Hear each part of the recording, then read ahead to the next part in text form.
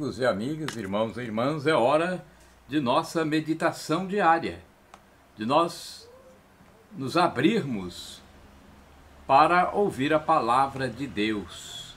Liturgia da Palavra de 5 de abril de 2019, sexta-feira da quarta semana da Quaresma. A cor dos paramentos litúrgicos é roxa, ofício do dia. Vale dizer também que hoje é dia de Santo Vicente Ferrer. Antífona da entrada. Salvai-me, ó Deus, por vosso nome, libertai-me por vosso poder. Deus, ouvi a minha oração, escutai as palavras que vos digo. Salmo 53, versículo 3. Oração do dia. Oremos. Ó Deus, que preparastes para a nossa fraqueza os auxílios necessários à nossa renovação, dai-nos recebê-los com alegria e vê-los frutificar em nossa vida. Por nosso Senhor Jesus Cristo, vosso Filho, na unidade do Espírito Santo. Amém. Primeira leitura, leitura do livro da sabedoria. Dizem entre si os ímpios, em seus falsos raciocínios: armemos ciladas ao justo, porque sua presença nos incomoda. Ele se opõe ao nosso modo de agir, repreende em nós as transgressões da lei e nos reprovam as faltas contra a nossa disciplina. Ele declara possuir o conhecimento de Deus e chama-se Filho de Deus. Tornou-se uma censura aos nossos pensamentos e só o vê-lo nos é insuportável. Sua vida é muito diferente das dos outros e seus caminhos são imutáveis. Somos comparados por ele à moeda falsa e foge de nossos caminhos como de impurezas. Proclama feliz a sorte final dos justos e gloria-se de ter a Deus por Pai. Vejamos, pois, se é verdade o que ele diz, e comprovaremos o que vai acontecer com ele. Se de fato o justo é filho de Deus, Deus o defenderá e o livrará das mãos de seus inimigos. Vamos pô-lo à prova com ofensas e torturas para ver a sua serenidade e provar a sua paciência. Vamos condená-lo à morte vergonhosa, porque, de acordo com suas palavras, virá alguém em seu socorro. Tais são os pensamentos dos ímpios. Mas enganam-se, pois a malícia os torna cegos. Não conhecem os segredos de Deus. Não esperam a recompensa para a santidade e não dão valor ao prêmio reservado às vidas puras. Palavra do Senhor, graças a Deus. É o livro da sabedoria, hein? Vale a pena nós nos aprofundarmos na leitura do livro da sabedoria. Esse texto pequeno aqui já nos foi um exemplo disso. Agora vamos ao Salmo responsorial. É o Salmo 34, versículos de 17 a 18, 19 a 20, 21, 23 e o refrão 19a. Do coração atribulado está perto o Senhor. Repitamos: do coração atribulado está perto o Senhor. O Senhor volta sua face contra os maus, para da terra apagar sua lembrança. Clamam os justos, e o Senhor bondoso escuta, e de todas as angústias os liberta. Refrão: do coração atribulado está perto o Senhor. Do coração atribulado, ele está perto e conforta os de espírito abatido. Muitos males se abatem sobre os justos, mas o Senhor de todos eles os liberta. Refrão: do coração atribulado está perto o Senhor. Mesmo seus ossos ele os guarda e os protege, e nenhum deles haverá de se quebrar. Mas o Senhor liberta a vida dos seus servos, e castigado não será quem nele espera. Refrão: do coração atribulado está perto o Senhor. Mesmo seus ossos ele os guarda e os protege, e nenhum deles haverá de se quebrar. Mas o Senhor liberta a vida dos seus servos, e castigado não será quem nele espera. Refrão: do coração atribulado está perto o Senhor. Repitamos: do coração atribulado está perto o Senhor. Repetir uma estrofe, né? Mas não tem importância não. Vamos agora ao Evangelho de Jesus Cristo. Evangelho de Jesus Cristo segundo São João, capítulo 7, versículos de 1 a 2, 10, 25 a 30. Glória a Cristo, imagem do Pai, e plena verdade nos comunicai. Glória a Cristo, imagem do Pai, a plena verdade nos comunicai. O homem não vive somente do pão, mas de toda a palavra da boca de Deus. Glória a Cristo, imagem do Pai, a plena verdade nos comunicai. O Senhor esteja convosco, Ele está no meio de nós. Proclamação do Evangelho de Jesus Cristo segundo São João.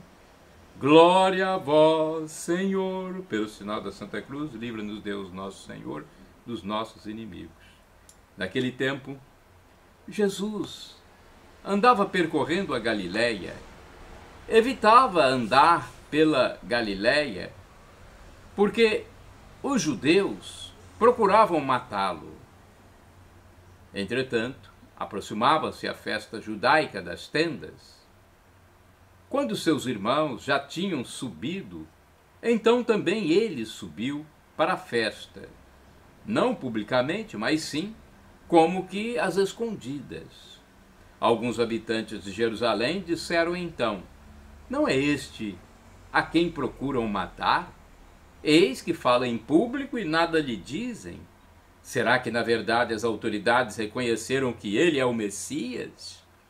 Mas este nós sabemos de onde é. O Cristo, quando vier, ninguém saberá de onde é. Em alta voz, Jesus ensinava no templo, dizendo: vós me conheceis e sabeis de onde sou. Eu não vim por mim mesmo, mas o que me enviou é fidedigno. Aquele que vós não conheceis, mas eu conheço, porque venho da parte dele, e ele foi quem me enviou. Então queriam prendê-lo, mas ninguém pôs a mão nele, porque ainda não tinha chegado a sua hora. Palavra da salvação. Glória a vós, Senhor. Vamos à liturgia comentada, a reflexão dos textos bíblicos. É de Antônio Carlos Santini, essa reflexão, da Comunidade Católica Nova Aliança. O e-mail dele é santini@novaalianca.com.br. Foi ele quem me enviou. João 7, 1, 2, 10, 25 a 30. Jesus Cristo é o missionário do Pai. Sua descida no seio da Trindade, corresponde a um desígnio do Pai, que deseja a salvação de toda a humanidade. Ao desejo do Pai, o Filho responde com seu sim integral, também ele, revelador de um duplo amor. Amor de compaixão pelos homens a serem salvos, mas também um amor de obediência ao Pai, que não quer a perdição de ninguém. Daí a resposta obediente do Filho: eis-me aqui, ó Pai, para fazer a tua vontade. Hebreus 10, 7 e 9. A atitude do Filho aponta o modelo a ser seguido por todo evangelizador.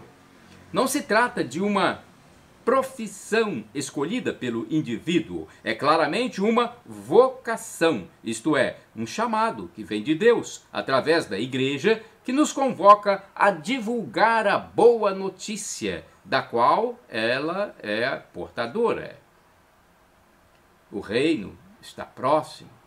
A salvação permanece disponível a todos. Jesus morreu por nossos pecados. E São Paulo grita: já não há condenação para os que estão em Cristo Jesus. Romanos 8, 1. Em sua carta apostólica Evangelii Gaudium, o Papa Francisco recorda a todos nós, os batizados, que a vocação ao anúncio do Evangelho não é algo opcional, mas um dever de todo cristão. Anúncio que não pode ser imposto, mas que deveria ocorrer por uma espécie de magnetismo ao contemplarem nossa alegria e nosso estilo de vida. Por fim, frisamos que a evangelização está essencialmente relacionada com a proclamação do Evangelho àqueles que não conhecem Jesus Cristo ou que sempre o recusaram. Muitos deles buscam secretamente a Deus, movidos pela nostalgia do seu rosto, mesmo em países de antiga tradição cristã. Todos têm o direito de receber o Evangelho. Os cristãos têm o dever de o anunciar, sem excluir ninguém, e não como quem impõe uma nova obrigação, mas como quem partilha uma alegria, indica um horizonte estupendo, oferece um banquete apetecível. A igreja não cresce por proselitismo, não, mas por atração. Evangelii Gaudium 14. Na fonte de uma vida dedicada ao Evangelho, verifica-se uma experiência filial. É por ser filho que Jesus acolhe o íntimo anseio do Pai e prontamente se despoja dos privilégios divinos para assumir em toda a sua fragilidade nossa condição humana. E é com voz e sentimentos humanos que o amor do Pai nos é apresentado pelo Filho encarnado. Assim também não estaremos dispostos a assumir o anúncio da Boa Nova se não experimentarmos em nós os mesmos sentimentos de Cristo, conforme está na carta de São Paulo aos Filipenses, capítulo 2, versículo 5. Ou seja, se não chegarmos a vivenciar a paternidade de Deus em nossas vidas, é exatamente esta filiação que nos faz ver todos os homens como nossos irmãos, Pai, e desperta nossa responsabilidade por sua salvação. Até lá, seremos estranhos. Orai sem cessar. Anunciarei teu nome aos meus irmãos. Salmo 22, versículo 23. Bonita reflexão, hein?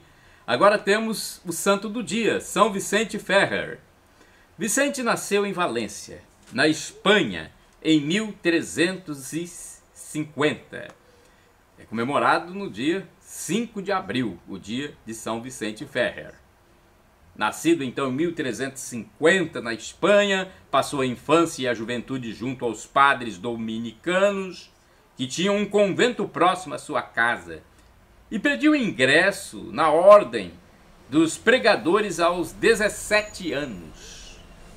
Vicente estudou em Barcelona e Tolosa, doutorando-se em filosofia e teologia. Foi ordenado sacerdote em 1378. Desde o início foi um excelente pregador e iniciou uma peregrinação por toda a Europa. O período histórico era delicado, com muitas guerras e lutas contra a Igreja. Nessa época, Urbano IV, italiano, foi eleito Papa, mas as correntes políticas francesas não o aceitaram e elegeram outro, um francês, o Papa Clemente VII, que foi residir em Avignon, na França. A Igreja se dividiu em duas, ocorrendo o chamado de cisma da Igreja Ocidental, porque ela ficou sob dois comandos, o que durou 39 anos. Vicente Ferrer aderiu inicialmente ao Papa de Avignon. O coração desse dominicano era dotado de uma fé fervorosa e diante de uma Europa marcada por batalhas sangrentas, calamidades públicas, fome, miséria, misticismo, ignorância além da peste negra, a pregação de Vicente Ferrer ganhou nuances de fatalismo. Ferrer foi chamado de o anjo do Apocalipse, pois em suas pregações quase sempre falava dos flagelos e tribulações pelas quais haveria de passar a humanidade. Ele andou pela Espanha, França, Itália, Suíça, Bélgica, Inglaterra e Irlanda, e muitas outras regiões, defendendo a unidade da igreja, o fim das guerras, o arrependimento e a penitência. Tornou-se a voz alta, a voz mais alta da Europa. Pregava para multidões e as catedrais tornavam-se pequenas para os que queriam ouvi-lo.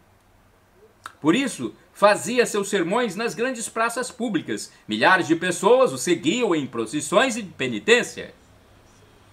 O cisma da igreja só terminou quando os dois papas renunciaram ao mesmo tempo para o bem da unidade do cristianismo.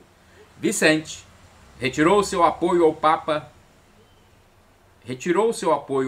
Bento XIII e ajudou a eleger um novo Papa, Martim V, trazendo de novo a união da Igreja Ocidental. Ele morreu no dia 5 de abril de 1419. Na França, foi canonizado pelo Papa Calixto III, seu compatriota, em 1458, que o declarou padroeiro de Valência e Vannes. São Vicente Ferrer foi um dos maiores pregadores da Igreja do segundo milênio e o maior pregador do século XIV. São Vicente Ferrer é padroeiro dos construtores.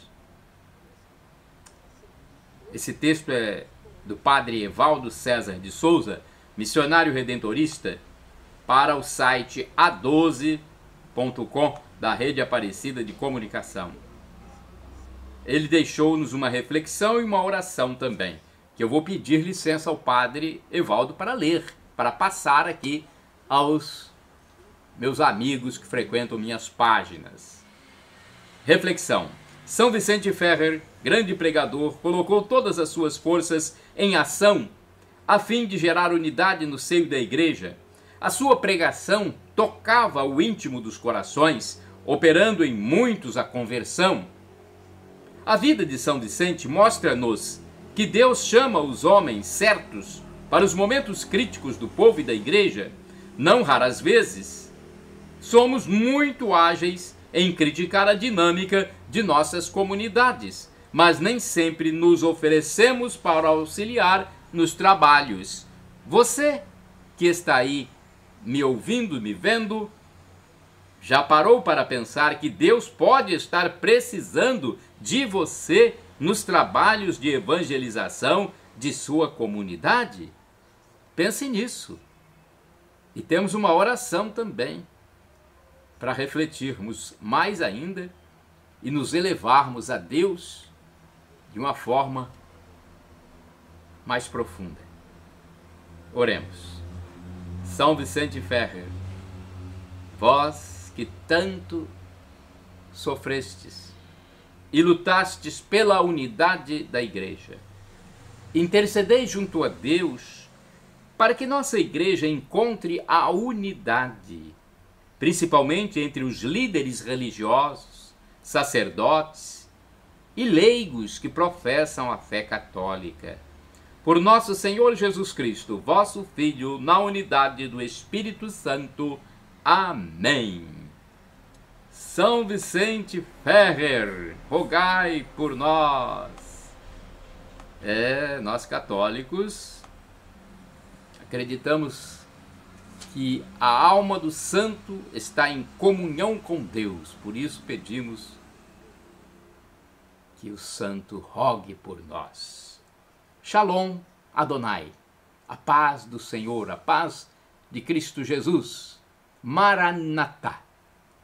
Vem, Senhor. Olha, esse vídeo é para o meu blog repórterpaulomaciel.blogspot.com, facebook.com/Paulo Maciel da Rádio, canal no YouTube Paulo Roberto Maciel. Mas podem divulgar livremente, onde quiserem. O importante é evangelizar conforme Cristo nos mandou.